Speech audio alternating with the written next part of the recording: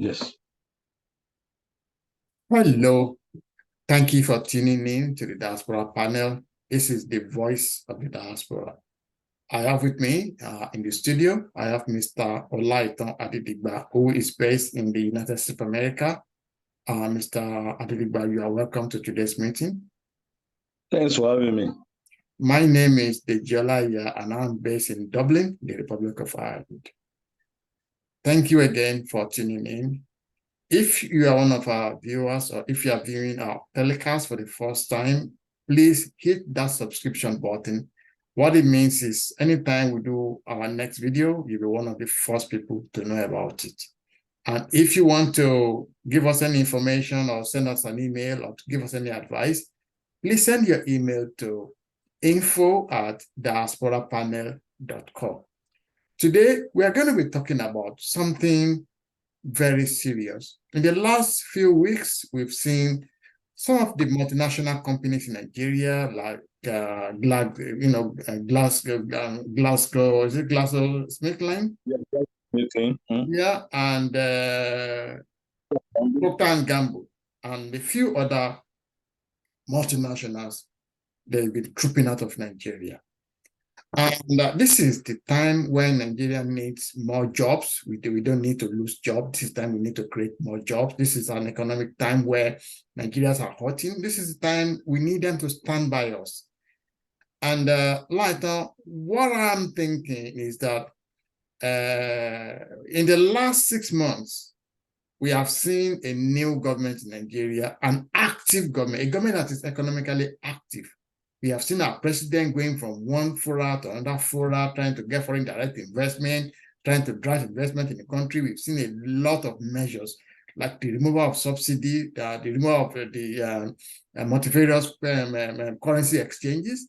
We've seen a student loan issue, that will allow students to, and we've seen so many measures that have been taken by the federal government to make sure that Nigeria takes off. We've seen the Minister of Electrical Power, they've been speaking with Germany to increase our electricity output by under 12,000 megawatts. There's a lot of equipment that has just arrived in the country. So in the last 6 months, we are looking at a very volatile, sensible government that knows what it's doing, that has a vision, that is driving the country, towards a viable economic growth. And this is the time that, our friends in the West, who should be giving us support, are now playing mind games. They are trooping out of the country to, give an idea that the country is not business friendly. What is your opinion on what's going on? Yeah, I know they are always a patch up affairs. The West, they don't want most African to develop. Right? If you can remember, General Murtala Muhammad was killed by the West. Right? Yeah. Thomas Sankara was killed by this same West. Yeah. Mama Gaddafi. So when they know that leaders, they want to, when they know that the leaders, they want to liberate their people, they will be against them. So this has been the hallmark of the Western world. They want to keep Africa in servitude, in perpetual. So it is now meant for the leaders, right, to sit down to analyze the situation, right, scan for information. How do we get about this, right? Be as it may, true, Nigeria environment is not convivial. It's not convivial for business. I must say that. With the exchange rate, the companies in Nigeria, we can't produce anything. They depend on imported foreign goods, right? Raw material, so to say. So all these foreign, they are going to buy it in where they are buying it at exorbitant amount. Because that is the government policy. Where the government policy? It is the business of government policy that we make sure that we give leverage to the companies, the companies in in Nigeria. So the moment we don't do that, I mean, that is another problem. Infrastructure too. Infrastructure is not on ground. Look at a lot of enormous of money they will be spending on to generate power. What is wrong with Nigeria, where we have sunlight in the northern part of the country? We cannot do solar. What are the universities doing in Nigeria? What are the sciences faculties? Why can't the physics department, all these people, why can't they come more? Let them think, let them look to the, I mean, let them know to the ground, right? Let all these people, we have abundant natural resources. Right, it is only when we sit down, we analyze situation, right? We scan for information that we can make Nigeria better. Nigeria is there, we have everything to develop, but we must stop depending on foreign stuff. I mean, this is avenue for Nigerian companies now, because they don't have anywhere to run to, right? So this is now the time for them to come up, right, with strategic plans on how to make, how to source for raw materials locally, right? Government should give them enabling environment, not that they will give Dangote a loans. They should give all the companies in Nigeria loan. When they give them Nigeria loan, they will employ people. When they employ people, people will be saving. And when people save, they will be investing. So that is how to rejig economy. Okay. Right. I remember that shortly after President Tinubu was sworn in, there was a coup in Niger, and France, which was the colonial master of most of these West African countries, tried everything they could. France tried everything they could to get Nigeria into war, to get Nigeria to invade Niger Republic, to get Nigeria to bring Niger, Chad, and Niger, Burkina Faso, and Mali, back into democracy. But Nigeria, with a lot of wisdom, we have fought a civil war ourselves. We've been in Liberia, we've been in Sierra Leone. We use maturity to tactically, evade, that war, because that will have been something that it could have been, our own Vietnam. It could have just been there wasting resources. We have enough problem in Boko Haram in the northeast. We have enough problem in the northwest. We have a lot in the southeast. So, but the question I want to ask is, as you have rightly said, anytime you have a leader of any country in Africa that wants to really develop their country, like we saw in Congo, Patrice Lumumba, yes, they destroyed him. Yeah, the same thing happened to Thomas Sankara. They took him down. So each time you have a president, Kwame Nkrumah in Ghana, the same thing happened to him. Anytime there is a president, like Murtala Mohammed, they took him down. And now you have, even Abiola was poisoned because they knew that if Abiola gets to power, it was going to make a difference. Are you afraid that if after this multinational trooping out of Nigeria, if Nigeria is still forging ahead, as we seem to be going on a path of development, do you fear for the life of President Tinubu? Do you think the West can plot to get him out? Yes, I fear for his life. We always say, like proverb that we normally we say when we were younger, that the racing horse always take his crew from the one in front. These people, right? Don't forget, if you read Lord Denny, how Europe underdeveloped Africa, you will discover all these facts there. That Lord Denny, he wrote it as a PhD thesis, but the guy was killed too by this Western power, right? So these people, they know anybody that wants to develop Africa, because they believe that Africa is their raw material. So they must make use of their raw material to do whatever they want, right? So it is now for President Tinubu to look, to look inward, right? Not only look inward, I'm saying he should look inward in terms of safety, right? Because these people, they can go to any extent. Where they know that Nigeria want to develop, how do they look at our what is it called? The energy setup.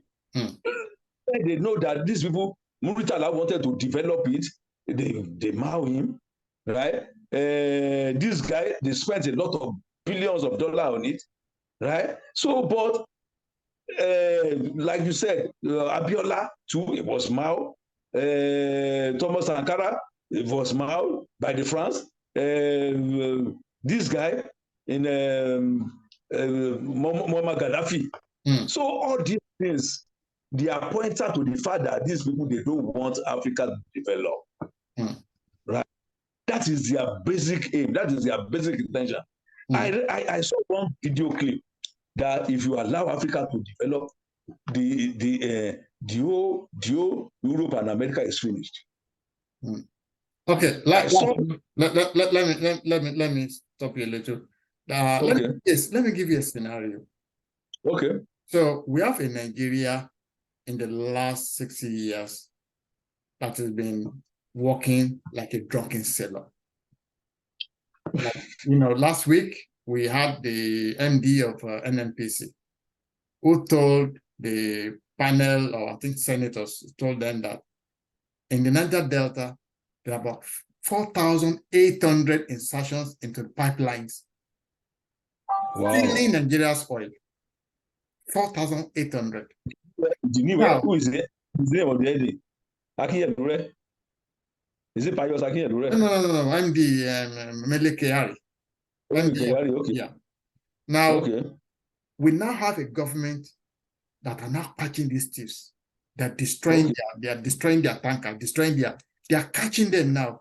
In fact, since the assumption, since President Tinubu came on board, our oil has gone away from 1.1 million barrels to about 1.6, 1.7 now. You understand? So they are winning the war. 2 million. Because most of this oil, they end up in Europe. In Europe. All this free oil. Yeah. So that alone can trigger, a coup plot against our president. Number two, Nigeria have been using billions of dollars to buy petroleum from Europe, from America, to buy diesel, to buy aviation fuel, to buy kerosene. Right now, Dangote refinery has started operation. Port Harcourt refinery, by the end of this month, we start operation. So we will now be producing all this stuff inside.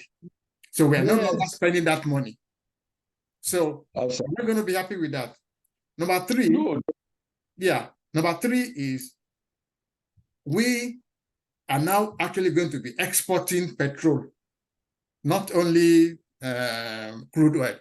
We'll now be exporting petrol, we'll be exporting diesel, we'll be exporting aviation oil, we'll be exporting kerosene, we'll be competing with them. So it's like we are coming into the market within the next 1 year about like another Japan, like another China. So that is something the West would not want to see. So based on that, I think maybe our president should find a way to secure himself. What do you think?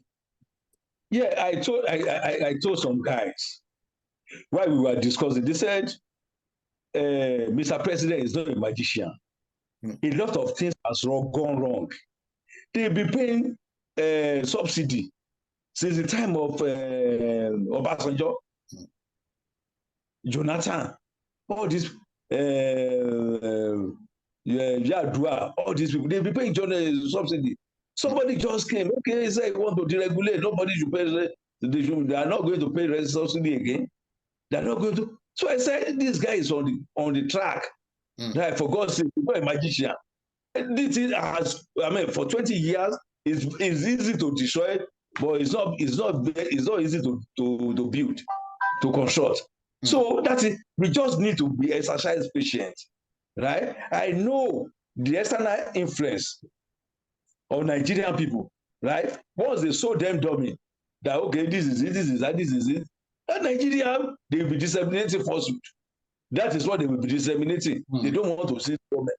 But it's just for the time being. The suffering we are suffering in Nigeria, everything is we go into shape. Let Nigerian companies, companies, let them come on board. Now that all these people are going, can't we produce baby, all these baby mad, all these what P and G. Well, I think the baby wipes and nappies and all that. We can produce it in Nigeria, right? So, but we let us come. In the north, they have a lot of cuttings. They have a lot of things that they can use. The raw material they can make.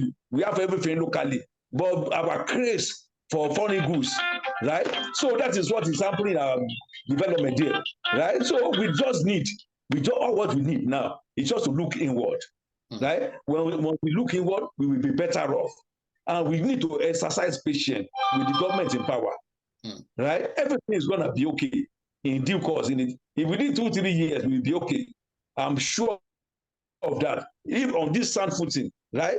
And we are on sound footing to shoot up, right? If everything, look at the lot of dollars they are changing.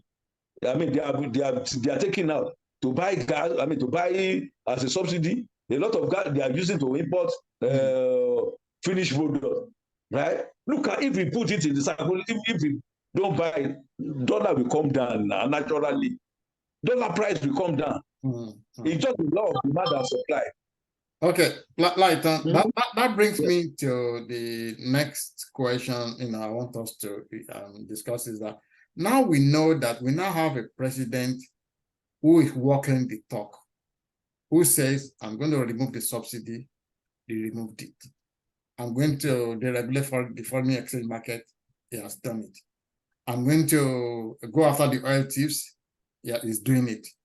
I'm going to do student loan, he's doing it. We have somebody who said this is what I'm going to do, and he's doing it. We're on the path, yeah, we're on track. So isn't this the time to go for fiscal federalism in Nigeria? When, go back, like, in the old Western region and Eastern region and Northern region, there's a lot of competition between the North and the West and the East. And, people are, the government, they were able to achieve a lot. We have all the pyramids of the granite pyramids in the North. In the West, it was cocoa. In the East, it was palm oil. So is this not the right time now for us to sit down and, allow every state to control their resources, to have their own electricity grid, to have their own police, so that we can sustain this momentum, because we are now on a roller coaster. What do you think? What do you think about that, Lighton? Yeah, this is what we'll be championing. Because the federal government cannot do everything. We'll be championing on this panel that we need to devolve power to the states and local government. You cannot centralize everything. Like a friend of mine said, we are making use of American system of government, federal system of government, and we are making use of British parliamentary system at the same time. You centralize everything. You devolve power to the states. Let states continue to be issuing driver license, to be issuing, to be controlling schools, right? To be controlling police, to be doing all the states. Let them have their own police. The central let them be printing currency, be declaring war, be making sure they do. I mean, the generality of the people, they guide against the external aggression. So these are what we call federal system of government. You devolve power to them. When we were in regional system, in the First Republic, southwest, they have constitution west. West, I mean, West, we have constitution of our own. The West then, right? We were shoulders of all highs. Every country, they want to be like West, right? Because of the pragmatic leadership we have in them. The leader that believe that if you don't go to school, if you don't send your children to school, you will go to jail. And he meant it. Chief Obafemi Awolowo meant it. In the north, they were using groundnut pyramid, the cotton, and all this stuff. In southwest, we are using cocoa to develop, to buy Nigeria embassy in UK, to build the Nigeria embassy in UK, to send people to give them scholarship in Nigeria, to do cocoa house, to do Liberty Stadium, to do all this development that has been there since 1963, right?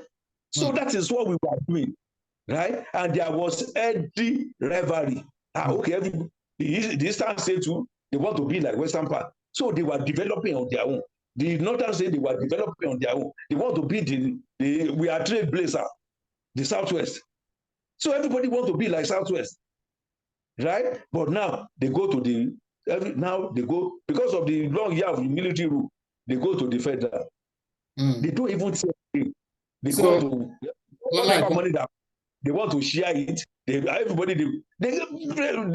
Recently, President Tinubu gave them 50 billion bailout, right? You can't believe they don't do anything. All the governors in Nigeria, a lot of people are hiding. They can't avoid, except the back that was giving stipend to the workers, right? Or should keep the money in the bank, generating interest. Anyway, a lot of land are there. We don't do it, don't do anything. Employ people, let them go to the farm, give them incentive. You know, we actually have a confab that was done by President Jonathan in 2014. And in that confab, everybody was represented in Nigeria, from the north to the central to the east, everybody was there. And they came up with a document. I have a copy of the document that actually laid everything out, how we can go back into this fiscal confederacy, where everybody will be, the people in the Niger Delta, they want to control their own oil. Why should they not control their own oil? The oil in the Niger Delta, the one onshore belongs to them. The one offshore belongs to the old country. So that's the way it should be. And then people in Zamfara should be allowed, the government of Zamfara State should be allowed to take over their own gold and mine their own gold. And then the people in Osun State also mine their own gold. The people in Bauchi, in Plateau, mine their own tin and Columba. Yeah, in Jos. So like that. So, and then at the end of the day, every state will contribute 25% into the center. So when the center, the federal government now take this 25% from the 36 states, they can now, use it for the armed forces, for foreign, for foreign affairs. And then there will be states, maybe there will be some state that doesn't have enough, like Osun State, which is my state, don't have enough resources. Unlike the states in the northwest, for example, don't have enough. So the government can give them more money. They can give more money to all these states that are poor. And states like Lagos and rivers that are rich, they don't need much. You understand? So it's a way of redistributing. So I think our brothers in the north, they are afraid that if you do restructuring, they are going to suffer. I don't think anybody wants to restructure so that we can allow some people to suffer. Because if that happens, and then most of them will end up in the south anyway. So I think that the federal, President Tinubu should revisit this 2014 document. What do you think? Yeah, it is high time. They should revisit it. It should study it, and it should give it to those people who are well versed in management of human resources, human capital development. That they should sit down, they should look at it. I mean, there are some that will be, that will be important, right? That will be germane to the development of Nigeria, right? There are some that will not be. So they should expunge the one that is not, that will not lead to our economic development. But by and large, we need to develop this economy. Nigeria belongs to us all, right? Let everybody that have input, let everybody that think that they can make impact, let them, maybe by writing President Tinubu, there should be a somewhere where we can be submitting our ideas, how we can move forward, right? People who are there, they might not that they are bereft of idea, but they might not think about it, right? But there are some people that will outside, they will, if they should do it like this way, because this is the way they are doing in America, this is the way they are doing in British, and they are getting results. Let's do it. Let's replicate it in Nigeria. So Nigeria will be better for it. Nigeria belongs to everybody. It belongs to all Nigerians. So let us make Nigeria great. It's our fatherland. Thank you, Lighton. Yeah, we've run out of time. So I want to say thank you very much for coming to today's meeting. So to all our viewers, thank you for viewing this telecast. And if this is the first time of you, looking at our telecast, please hit that subscription button. It is free of charge. You are going to be charged for it. It means that anytime we put up a new video, you'll be one of the first people to know about it. And if you want to get in touch with us, please send your email to info@diasporapanel.com. Again, Mr. Olatunde all the way from America. Thank you so much for coming to this meeting.